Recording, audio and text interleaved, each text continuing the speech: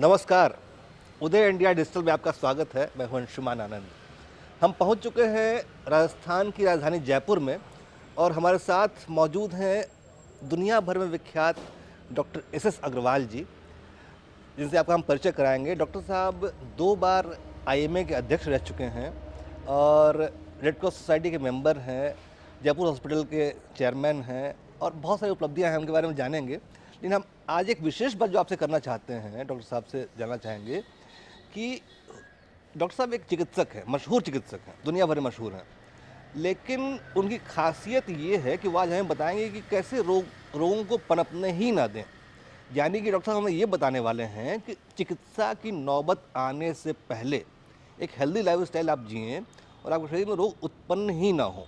इसके बारे में डॉक्टर साहब हमें बताने वाले हैं। डॉक्टर साहब, आपकी उम्र 67 ईयर्स है और आपको देख के लगता नहीं है कि आप की उम्र, आपके चेहरे का जो नूर है, आपके चेहरे का जो वो है, वो देख के लगता नहीं कि आपकी उम्र इतनी ज़्यादा होगी।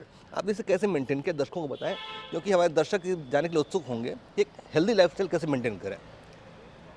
भारतीय संस्कृति जी का अगर अपन पालन करते हैं जी तो वो एक सबसे अच्छा उदाहरण है कि हम कैसे अपनी सात्विक जीवन जिए हैं।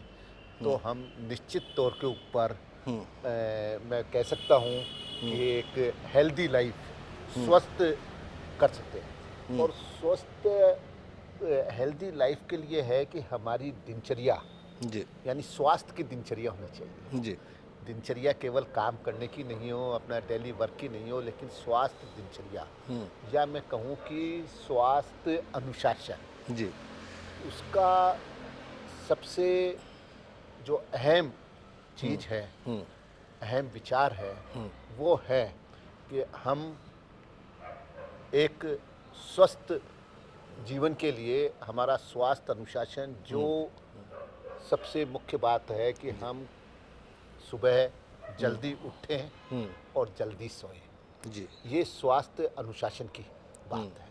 और इस स्वास्थ्य अनुशासन के अंदर जिस प्रकार से दैनिक दिनचर्या होती है और उस दिनचर्या के अंदर हम ये देखते हैं कि सुबह उठते ही हम अपना जो व्यायाम इस तरीके का नहीं हो कि हम किसी फिटनेस के अंदर, जिम के अंदर जाएं, लेकिन हम अपने घर के ऊपर भी एक योग जो होता है उसके अंदर प्राणायाम और अपने आसन और शुरू के अंदर कुछ इस प्रकार से करते हैं जिससे कि हम वार्म अप हो जाएं। वो 25 से 30 मिनट का अगर अपन कर लेते हैं तो निश्चित तौर के ऊपर हमारा एक दिन का क्रिया चालू हो जाती है। उसके अलावा अपन को ये ध्यान रखना चाहिए कि हम जहाँ पे रहते हैं, जिस प्रदेश में, जिस शहर में, जहाँ पर जो ऋतु के अनुसार हम अपना भोजन करें। अगर ऋतु के अनुसार अगर अपन भोजन नहीं करते हैं तो निश्चित तौर के ऊपर आप एनवायरनमेंट फ्रेंडली नहीं होंगे। अच्छा, तो ऋतु के हिसाब से भोजन का मतलब सर्दी, गर्मी, बरसात के हिसाब से हमें भोजन को बदलना होगा आपने। बिल्कुल बिल्कुल बिल्कुल जी। सर्दी के अंदर जो खाने की चीज़ें होती हैं वो एक अलग होती हैं, जो गर्मी में होती हैं वो अलग होती हैं, जो बारिश के अंदर होती हैं वो अलग होती हैं।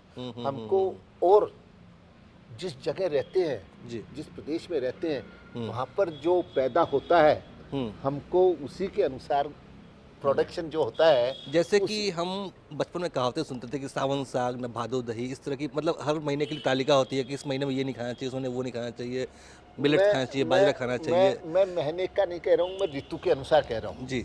अगर अपने वो ऋतु है तो उस ऋतु के अंदर पूरा, क्योंकि ऋतु भी आगे पीछे होती रहती है जी। तो इसलिए अपन को ऋतु के अनुसार अगर अपन खाएंगे और जो जहाँ पर पैदा होता है उसका अपन अधिक सेवन करेंगे तो निश्चित तौर के ऊपर अपन उस वातावरण के अनुसार जी सकेंगे। जी।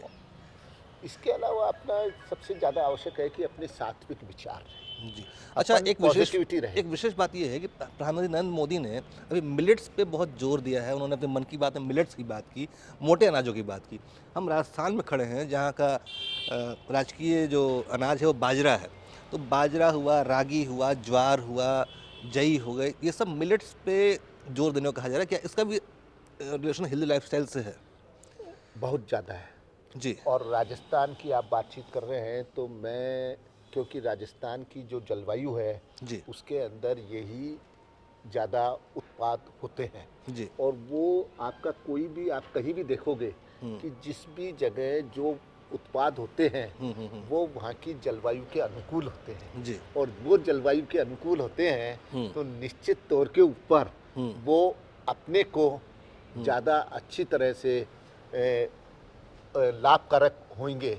जी। जो जलवायु के अनुकूल नहीं होंगे उनको नेचर जो है ना वो बर्दाश्त नहीं करेगा। जी। तो बाजरा है या मक्का है, जी। तो आप ये देखोगे कि राजस्थान में भी जहाँ उष्ण एरिया है, जी। रेगिस्तान एरिया है, हाँ। वहाँ बाजरा होता है।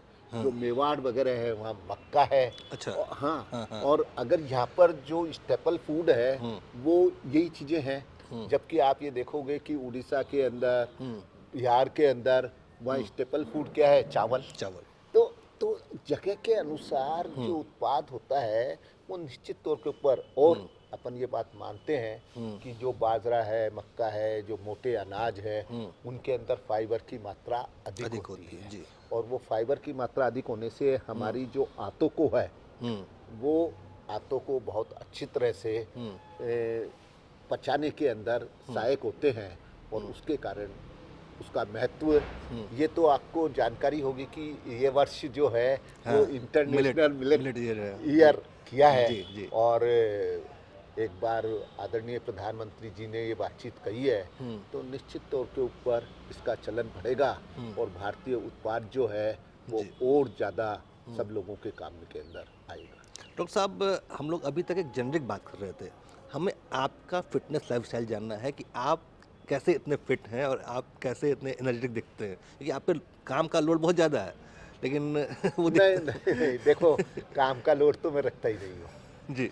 और काम का लोड रखने से काम का लोड होता है और अपन उसका बोझ अपने माथे के ऊपर रखते हैं। काम का बोझ नहीं है। जी। सुबह जल्दी उठना, फिर करीब करीब 40 से 45 मिनट तक जी। अपनी व्यायाम करना।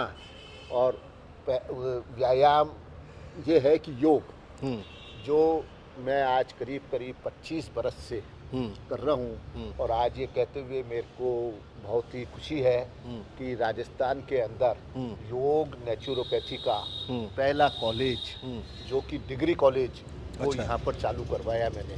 क्योंकि ये अपने मन को स्थिर करता है, अपनी जो क्षमता है कार्य करने की वो बढ़ाता है। जी। और दिन भर के जो विचार है वो एक सद विचार अपने अंदर लाते हैं। उसके बाद में हम ब्रेकफास्ट, या मैं कह रहा हूँ कि पूरा खाना ही वो लेके घर से निकलना लगभग कितने बजे? 10 साढ़े 10 बजे। जी। और उसके बाद में सीधा शाम का खाना 5-6 बजे पहले जी। वो खा लेना। हाँ। जिसके कारण अपने को, बॉडी को, अपने शरीर को बचाने का पूरा टाइम मिल जाता है। और रात को हम दूध लेके और सो जाते हैं। कभी रात के टाइम में फल भी ले लेते हैं। ये दिन भर का तो आप, क्योंकि दिन भर में अगर आप बिजी रहते हैं, लगातार चलते रहते हैं, आपका एक अंतराल होता है 4 से 5 घंटे का, तो आपसे 4 से 5 घंटे के बाद में आप वापस अपना भोजन कर लेते हैं। तो अपने टाइम के अंदर बार बार भोजन करना या इधर उधर के खाने की भी जो है ना आपकी इच्छा नहीं होती है। आप पेट भर के गए और शाम को फिर आपने पेट भर लिया तो निश्चित तौर के ऊपर जो है आपका और दूसरों के ऊपर मन नहीं करेगा कुछ भी खाने पीने का। तो आप एक जो अपने घर का हेल्दी फूड खा पाएंगे। तो हमारे दर्शक अब समझ गए होंगे कि डॉक्टर साहब किस एनर्जी का और इस जो चेहरे पे उनके ग्लो है उसका राज क्या है। सुबह 10 बजे खाना और शाम को 10 बजे का ब्रेकफास्ट और शाम को 5 बजे फाइनल खाना ख़त्म करना और रात में गिलास दूध। सुबह योग और सुबह जल्दी उठना और रात को जल्दी सोना, ये हेल्दी लाइफस्टाइल के सूत्र हैं जो डॉक्टर साहब ने हमें बताए हैं। और मैं उम्मीद करता हूँ दर्शक इसे याद रखेंगे और अपने जीवन में उतारेंगे। वो दिन इस बात के लिए डॉक्टर साहब का बहुत बहुत धन्यवाद।